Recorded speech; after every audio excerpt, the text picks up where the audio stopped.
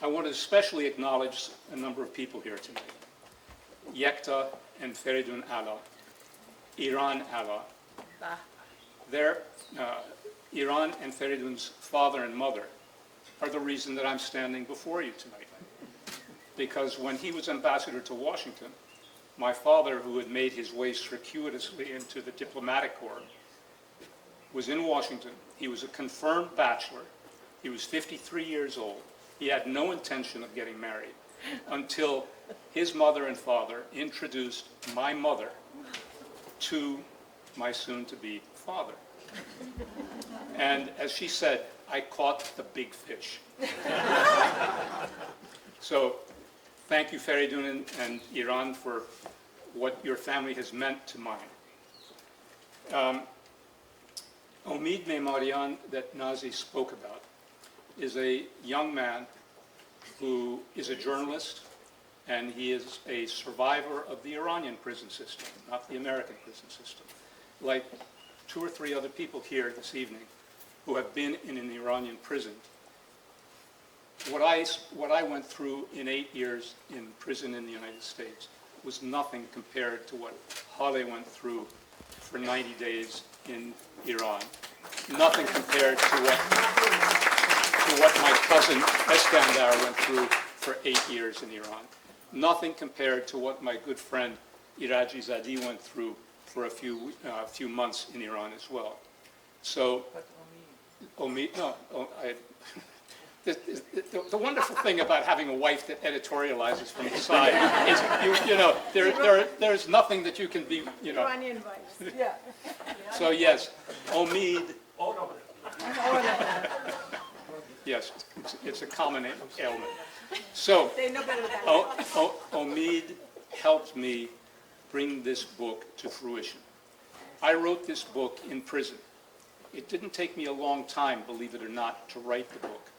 I had no access to a computer, no access to the internet, no access to my files, and no access to people that I could talk to refresh my memory of events in the past. So I wrote a long manuscript.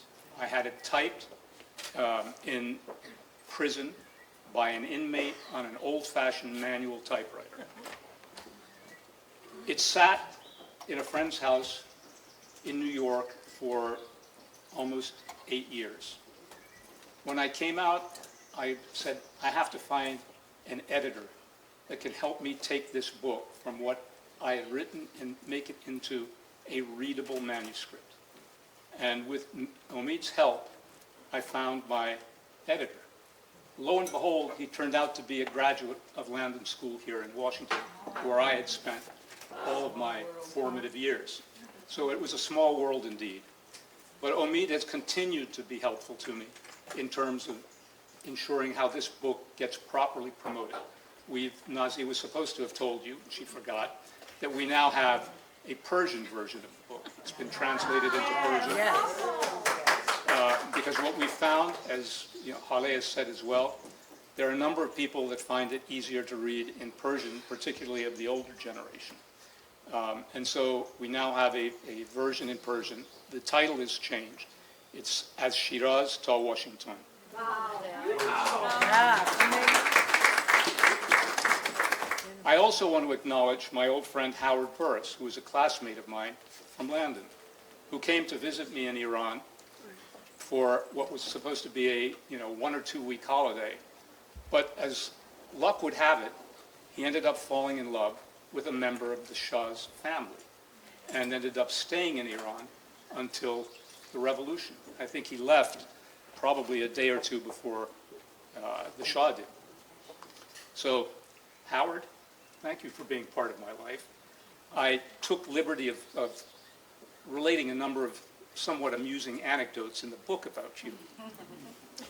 I wanted to say something about Mahnaz Afghani, who I thought was going to be here this evening, but she also spent a great deal of time with me in the years in New York and Washington talking about politics, both domestic and international. She and her husband were and are great friends of mine. Nahid Ziahi, who is not here tonight, but her daughter is, the wife of Dr. Mohsen Ziai, who was one of the early directors of Nemazee Hospital.